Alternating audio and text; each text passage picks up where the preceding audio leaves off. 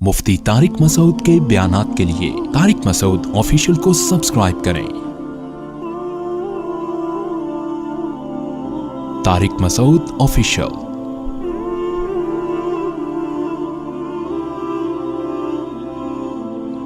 जहाँ भी ईमान और इस्लाम की बात आई है कुरान और सुन्नत में, वहाँ नमाज लाजमी साथ में चिपकी हुई है।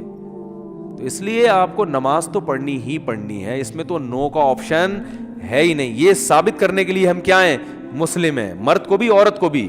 और ये सिर्फ बर्रे सगीर में है। मलेशिया में हमने देखा, वहाँ मस्जिदें भरी होती हैं, सब नमाज पढ़ते हैं, ख़वातीन भी पढ़ती हैं सारी, स्काफ लटके हुए होते हैं वहाँ। बेशक वो उसका जॉब कर रही है, होटल में कुछ भी कर रही है, नमाज के टाइम पे औरत भी आएगी मस्जिद में, स्काफ पहनेगी, फिर वहीं स्काफ निकाल के भी चली जाती हैं। ठीक है ना, जैसे हमारे टोपियाँ रखी हुई होती है ना, ऐसे। अफ़गानिस्तान में सब नमाज पढ़ते हैं, सऊदी अरब में सब नमाज पढ़ते हैं, दुबई में अरब के कैसे कैसे अय्याश हैं, नमाज के टाइम पे सारे ऐसे लगेगा जैसे इनसे बड़ा नेक दुनिया में कोई है ही नहीं। बादशाह नमाज पढ़ते हैं, वज़ीर नमाज पढ़ते हैं। हमारे यहाँ एक बहुत बड़ी लानत है कि होगा मुसलमान और अपने आप को मुसलमान भी कहता है, नमाज के वक्त में गायब। तो इसलिए इमाम अहमद इब्न हम्बल जो बहुत बड़े मुज्तहिद हैं, उनका ये फतवा है कि एक नमाज भी जो जानबूझ कर छोड़ देगा इस्लाम से खारिज हो जाएगा। अगरचे जुमहूर का ये फतवा है कि खारिज नहीं होता, कुफर के करीब हो जाता है वो, लेकिन इमाम अहमद बिन हम्बल की कोई कम हैसियत तो नहीं है ना। सऊदी अरब में उन्हीं को फॉलो किया जाता है। शेख बिन बाज, शेख सालेह अल उसैमीन सऊदीया के मुफ्ती आज़म रहे हैं, इनका फतवा अब तक चला यही आ रहा है कि एक आदमी अगर फजर की नमाज के लिए अलार्म नहीं लगाता, उसने सुबह 8 बजे ऑफिस जाना है, रात को सोया सुबह 8 बजे का अलार्म लगा के, तो यानी इसने पक्का इरादा किया हुआ है कि मैंने फजर में नहीं उठ रहा। एक तो होता है ना आँख खुली नहीं, इरादा तो था, नहीं खुली आँख, पक्का इरादा किया हुआ है। उन्होंने कहा ये उसी वक्त मुर्तद हो जाएगा, क्योंकि इसने पक्का इरादा कर लिया है नमाज के कज़ा करने का, पक्का इरादा। वो यहाँ तक उनका फतवा है कि मुर्तद हो जाएगा उसको अगर तौबा नहीं करता और तौबा का ऐलान नहीं करता बाकायदा, तो उसको मुसलमानों के कब्रिस्तान में दफन करना भी जायज़ बोलो नहीं है, उसका निकाह भी टूट गया। अगरचे जुमहूर इसको नहीं मानते, लेकिन इमाम अहमद बिन हम्बल की भी तो एक बड़ी वैल्यू है ना, और अब्दुल्ला बिन मसूद की भी कम वैल्यू नहीं है। वो फरमाते हैं हम नबी के दौर में किसी भी जुर्म को ये नहीं समझते थे कि इंसान काफिर हो जाता है, नमाज को हम ये समझते थे कि कोई छोड़ दे तो इस्लाम से खारिज हो जाता। तो इसलिए अरब में शराब पीने वाला भी नमाज पढ़ता है, क्योंकि मुसलमान में बहरहाल कुछ भी हो, इस्लाम का नाम अपने आप से हटाना पसंद नहीं करता। और आज हमने देखा है मस्जिदों के 7 घर हैं, नमाज के लिए नहीं आ रहे, और सफ़र में तो नमाजियों को देखा है नमाजें छोड़ते हुए।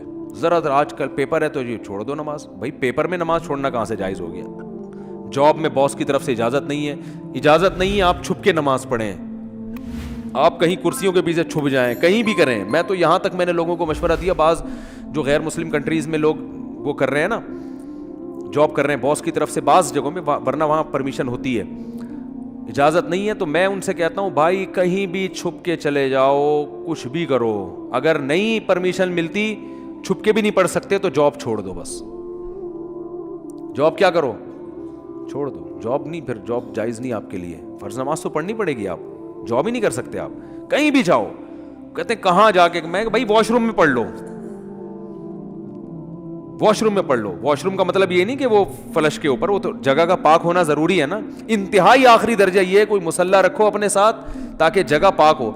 ये ऐसा नहीं कि वॉशरूम में नमाज पढ़ना शुरू कर दें, हराम है, नाजायज़ है वॉशरूम में नमाज पढ़ना। लेकिन अगर कोई सूरत नहीं बनती, कुछ भी नहीं है, जाए नमाज ले जाओ भाई छुप के, जहाँ नहाते हैं ना जिस जगह पे, उस जगह मुसल्ला बिछा के नमाज पढ़ लो। ट्रेनों में नमाज नहीं छोड़ सकते आप। मैं तो कोई ज़्यादा नेक आदमी नहीं हूँ, लेकिन एक दो वाक़यात में लोगों को सिर्फ मोटिवेट करने के लिए। एक दफ़ा हम भावलपुर से चढ़े ट्रेन में, जब मैं ट्रेन में चढ़ा हूँ भावलपुर से, तो फजर की नमाज का टाइम हो रहा था और रश इतना था, हाजियों की उस वक्त फ़्लाइटें बहुत जा रही थी, कराची से ही जाती थी, मुल्तान का एयरपोर्ट नहीं बना था उस वक्त। तो इतना रश था कि जैसे ही हम ट्रेन में चढ़े हैं तो अब पता चल गया कि बस ऐसे बिल्कुल सीधे, जगह ही नहीं, रश इतना ज़्यादा। अब फजर की नमाज, वुज़ू मैंने पहले कर लिया था एहतियातन, तो अब वहाँ मैंने कहा भाई नमाज पढ़नी है। लोगों ने कहा यहाँ जगह नज़र आ रही है, सूफ़ी साहब, लोग फिर ताने देना शुरू कर, भाई सूफ़ी तो नज़र नहीं आ रहा है, यहाँ कोई नमाज पढ़ेगा, पागल हो रहा है। अच्छा सफ़र में लोगों ने कहा भाई सफ़र में माफ़ है, बाद में तौबा कर लेना, क़ज़ा पढ़ लेना, ये बड़े अच्छे अल्फाज होते हैं लोगों के ना। یعنی ان کی نظر میں کہ توبہ کر لینا. بھائی توبہ تو کہاں سے؟ اگر ایسا ہی ہوتا تو اللہ کہتے نماز پڑھ لو, نہیں پڑھتے تو توبہ کر لینا. پڑھنی ہے, قضا نہیں کرنی ہے. ان الصلاۃ کانت علی المؤمنین کتابا موقوتا. اگر نماز چھوڑنے کی میرے بھائی کہیں گنجائش ہوتی تو میدان جنگ میں لڑتے ہوئے جب گولوں کی گھن گرج اور تلواروں کی چمک ہو اس میں اللہ اجازت دے دے گا قضا کر لو. وہاں اجازت نہیں دی ہے. اللہ نے فرمایا نہیں کوئی صورت بنتی, سواری پہ بیٹھو, گھوڑے کا جہاں رخ ہے اسی طرف رخ کر کے نماز پڑھو. وہاں اجازت نہیں دی. اور آگے اللہ نے اس کی وجہ بیان کی ہے کہ میں اس لیے کہہ رہا ہوں یہاں پڑھنی ہے کہ نماز صرف پڑھنے کا حکم نہیں ہے. ان الصلاۃ کانت علی المؤمنین کتابا موقوتا. نماز مومنین پر مقررہ اوقات میں فرض ہے. یہ اس لیے جواب دیا کہ آپ کہہ سکتے تھے اللہ جب جنگ ختم ہو جائے گی پھر پڑھ لیں گے نا آرام سے خشوع و خضوع کے ساتھ. ابھی جنگ ہو رہی ہے, اللہ ابھی کیا ضرورت, جب جنگ ختم ہو جائے قضا پڑھ لیں گے بعد میں, ٹائم گزر جائے گا, پھر بہت ڈبل سجدہ کریں گے ہم, بہت لمبے لمبے قیام کریں گے. اللہ فرماتے ہیں نماز مقررہ اوقات میں فرض ہے, وہ ٹائم گزر جائے گا اگر جنگ ختم ہونے کا انتظار کرو گے. بہت مشکل ہے بھائی, نہیں آ رہی سمجھ میں تو جیسے زندگی کو فرشتے بہت اچھی طرح سے اردو میں بھی سمجھا دیں گے قبر میں. وہ کہتے ہیں نا میں نہیں بتاؤں گا, تو لوگوں نے کہا اب تو آپ کو سب بتانا پڑے گا. اور حقیقت ہے میں ان کا کسی کا مذاق نہیں اڑا رہا, سب کے ساتھ ہوگا. جو بھی کہتا ہے میں نہیں بتاؤں گا تو جب دنیا سے جائے گا تو سب کچھ بتانا پڑے گا, اس کو سب بتانا پڑے گا بھائی. تو میدان جنگ میں اللہ کہہ رہا ہے کہ نماز مومنین پر مقررہ اوقات میں فرض ہے. تو میں ٹرین میں کھڑا ہوا تھا, میں نے کہا, انہوں نے کہا بھائی یہاں تو جگہ نہیں ہے. اچھا میری عمر بھی زیادہ نہیں تھی تو وہ ایسی تھوڑی عمر ہو تو لوگوں میں روب بھی ہوتا ہے نا. ہم نے کہا کوئی جگہ نہیں ہے. میں نے کہا تو پڑے گا بھائی, کیونکہ ہم تو کیسے چھوڑ دیں بھائی, اور سنتیں اب چلو مجبوری ہے چھوڑ دیتا ہوں, 2 فرض تو پڑھنے ہیں. لوگوں نے کہا جگہ نہیں ہے. میں نے کہا جگہ بن جائے گی, کیونکہ فرض جو نماز میں فرائض ادا کرنا بہت آسان ہے. تو میں نے کیا کیا, وہ جگہ چونکہ لوگوں کے چپل تھے تو اس میں خطرہ تھا کہ ناپاک ہوگی, تو ایک چادر تھی میرے پاس, وہ میں نے ایسے نیچے ڈال دی, بچھانے کی بھی جگہ نہیں تھی. نیت باندھ لی, اندازہ پہلے لگا لیا تھا قبلہ کس طرف ہے. نہیں تو آپ آج کل تو موبائل پر ایسی ایپس آ رہی ہیں, اس سے فوراً پتہ چل جاتا ہے قبلہ کس طرف ہے. اندازہ تھا مجھے, رخ کیا ہم نے. اب یوں کرنے میں تو کوئی نہیں رکاوٹ ڈالتا نا, یوں کرو, نیت باندھ لو بھائی. اگر ہاتھ اٹھانے کی بھی جگہ نہیں ہے تو ہاتھ نہ اٹھاؤ, یہ رفع الیدین تو کوئی واجب نہیں ہے. اللہ اکبر کہہ لو اور نیت باندھ لو. ہاتھ باندھنے کی جگہ نہیں, ہاتھ چھوڑ کے کھڑے ہو جاؤ بھائی. سورہ فاتحہ پڑھی, سورت ملائی. رکوع میں جب آپ رکوع کریں گے تو میں سوچتا تھا W11 کتنی بھی بھری ہوئی ہو, کنڈکٹر جب ایک دروازے سے چڑھ کے دوسرے دروازے پہ کرایہ لے کے نکل سکتا ہے تو ہم اتنے رش میں صرف ایک رکوع کی جگہ ہمیں کیوں نہیں بن سکتی. تو رکوع ہم نے کیا, جھکنا ہے نا رکوع میں, بس جھک جاؤ, بس لوگ خود بخود سائڈ پہ ہو جاتے ہیں بھائی.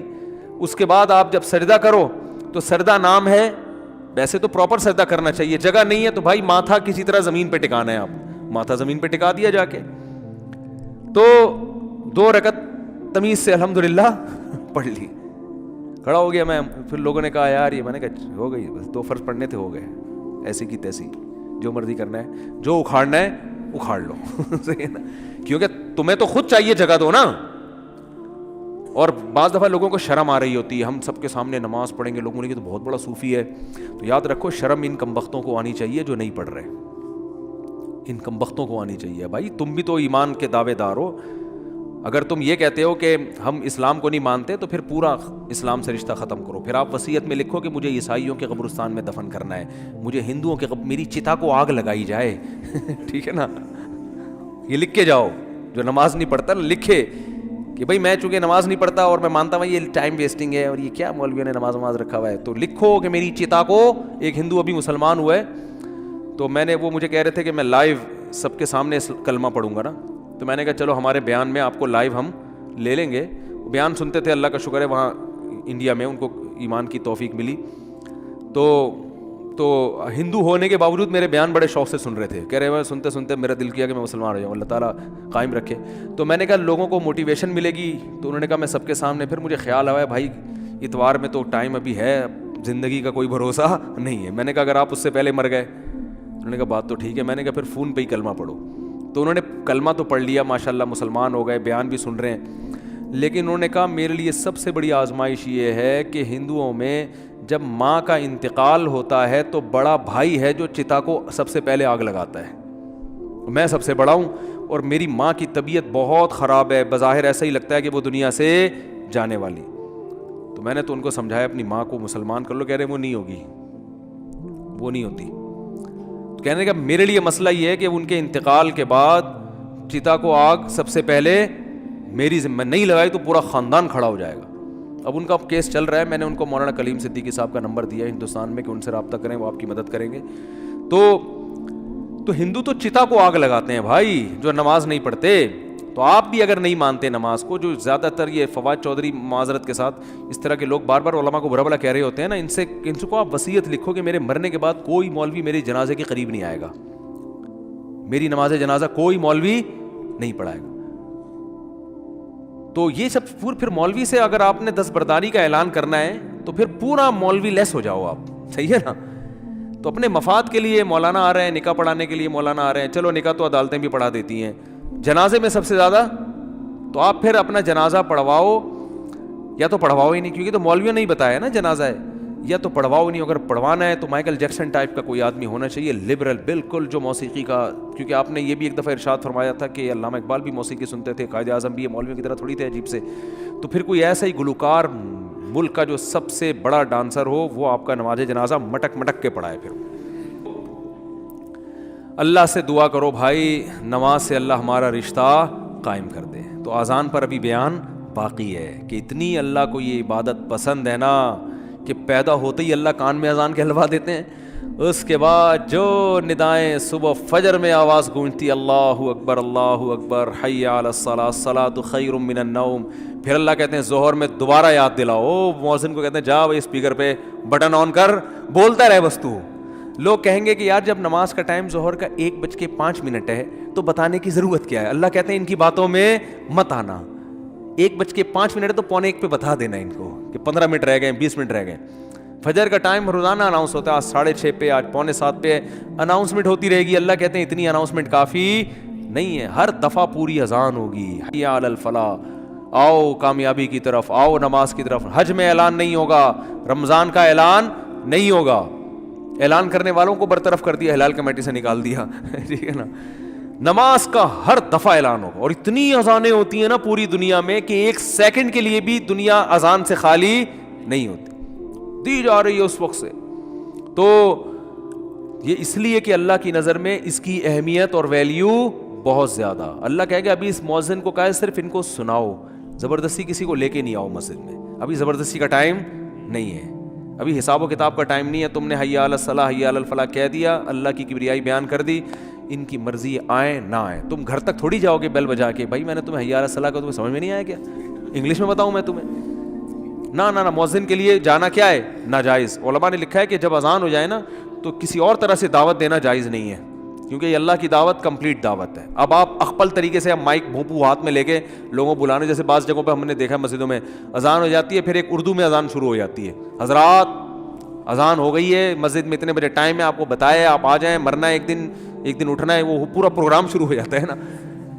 چلو زندگی میں کبھی ایک آدھ دفعہ ہو جائے تو ایک الگ بات ہے, لیکن مستقل بنیادوں پہ بھی بعض مسجدوں میں ہو رہا ہے. ہمارے چھوڑو رہنے دو. تو اس لیے علماء نے کہا اللہ نے پراپر رکھی اس لیے کہ اب دوبارہ کسی اور دعوت کی ضرورت نہ ہو. تو اب اللہ کہتے ہیں اب آنا ہے آ, نہیں آنا نہیں آ, یہ حساب میں آخرت میں لوں گا کہ تو اتنا ڈھیٹ 1400 سال سے فضاؤں میں ہر نماز کے ٹائم پہ یہ ندا گونجتی ہے. نہ سردیوں میں اس میں ناغا ہوتا ہے, نہ گرمیوں میں ناغا ہوتا ہے, نہ راتیں لمبی ہوں تو ناغا, نہ راتیں چھوٹی ہوں, حتیٰ کہ سفر میں بھی اذان کا حکم ہے. اذان کہو, پھر جنگل میں اکیلے نماز پڑھ رہے ہو اذان کہو. یہ ایسی اللہ کو ندا پسند ہے بھائی, یاد دہانی لازمی کراؤ. تو اس لیے بھائی یہ بار بار دعوت, اذان کی اہمیت نہیں پتہ چلتی, اس سے نماز کی اہمیت پتہ چلتی ہے. تو عزم کرو زندگی میں کچھ بھی ہو جائے نماز قضا نہیں کرنی. جو جماعت کی نماز کے عادی نہیں ہے وہ کم از کم اتنا کر لیں کہ پہلا اسٹیپ یہ ہے کہ قضا نہیں ہونے دینا کسی صورت میں. پھر اگلا اسٹیپ کیا ہے, جماعت نہیں چھوڑنی کسی صورت میں. وہ جماعت اصل تو نماز ہے ہی جماعت سے, اور اگر کبھی چھوٹ جائے نا تو توبہ کرنی ہے اور اس کو قضا کر کے اگلی پڑھنی ہے. پہلے اس کی قضا پڑھنی ہے پھر اگلی, اور کچھ جرمانہ بھی رکھیں اپنے اوپر. سمجھتے ہو کہ نہیں سمجھتے؟ اللہ تعالیٰ سمجھنے کی عمل کی توفیق عطا فرمائے.